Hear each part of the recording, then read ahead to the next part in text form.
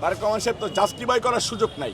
ওনার কাছে কোনো না কোনো ওয়েতে একটা মেসেজ চলে যাবে যে এই দিকে মনে হয় নয়ন অন্যায় করাইছে, তাহলে আমার কেরিয়ারটা শেষ হয়ে যাবে। আমি বিভিন্ন সময় দেখেছি আমার নাম ব্যবহার করেও মানুষ অনেকজন অন্যায় করে থাকে। এয়ারপোর্টের একটা ঘটনায় তোমার নাম বলা হয়েছে বা তোমার নাম ব্যবহার করা হয়েছে। আমি এর আগে দেখেছি মতিঝিলের একটা ঘটনায় আমার নাম ব্যবহার করেছে, আমি যেটা জানিও না। যারা অন্যায় করেছে তাদেরকে তো প্রশ্রয় দেওয়ার কোনো সুযোগ নেই। যারা অন্যায় করেছে, যাদের বিরুদ্ধে দুর্নীতির অভিযোগ পাওয়া যাবে, তারা গ্রেপ্তার হবে, এটাই স্বাভাবিক। এটা তো বাংলাদেশের নতুন নিয়ম না। অন্যায় করলে অন্যায়কারীকে শাস্তি পেতেই হবে।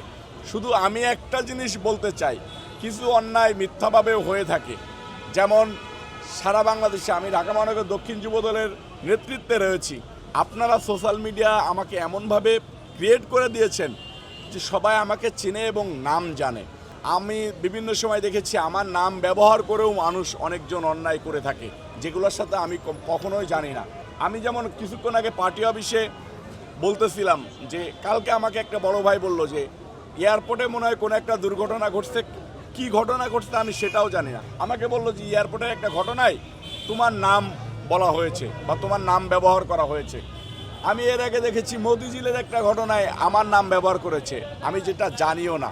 এরকম করে অনেক সময় অনেক লোক মানুষের নাম ব্যবহার করে অন্যায় কাজে লিপ্ত হয়, নেতাদের নাম ব্যবহার করে নিজেকে বেনিফিশিয়ারি করতে চায়। আমি পল্টন পার্টি অফিসে এসে আমাদের নেতাকর্মীদেরকে বললাম যে আমার নাম যে ব্যবহার করবে তাকে ব্যবহার করার সাথে সাথেই পুলিশে দেওয়ার জন্য আহ্বান জানাইছি এবং পুলিশ প্রশাসনকে বলছি। এবং আপনাদের মাধ্যমে আমি সকল ডিপার্টমেন্টে এবং সকল মানুষকে বলতে চাই, আমি রবিউল ইসলাম নয়নের নাম ব্যবহার করে যদি কেউ কোনো প্রকার ব্যক্তিগত সুবিধা নিতে চায়, আল্লাহর রাস্তায় যেন তারা থানায় কমপ্লেন করে এবং আমার সাথে যোগাযোগ করে আমাকে দিয়ে একটা মামলা করায়, এটা আমি চাই। আমি দেখতেছি যে এরকম অন্যায়কারীরা নিজেরা অন্যায় করে অন্য মানুষের নাম দিয়ে আমাদের কেরিয়ারটা নষ্ট করে দিবে।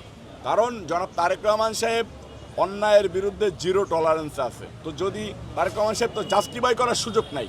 ওনার কাছে কোনো না কোনো ওয়েতে একটা মেসেজ চলে যাবে যে এই দিকে মনে হয় নয়ন অন্যায় করাইছে, তাহলে আমার কেরিয়ারটা শেষ হয়ে যাবে। এই কারণে আমি আজকেও নেতাকর্মীদেরকে বলতেছি, এর আগেও বলেছি, আপনাদেরকেও বলতেছি, আপনারা এইটা প্রচার করুন যে রবিউল ইসলাম নয়ন সহ আমাদের যেসব নেতাকর্মীদের নাম বিক্রি করে বিভিন্ন সুবিধাবাদ জিন্দাবাদরা বিভিন্ন দপ্তরে ঘুরে বেড়িয়ে নিজস্ব ফ্যাসিলিটি নিতে চায়, তাদেরকে আইনের হাতে তুলে দিন।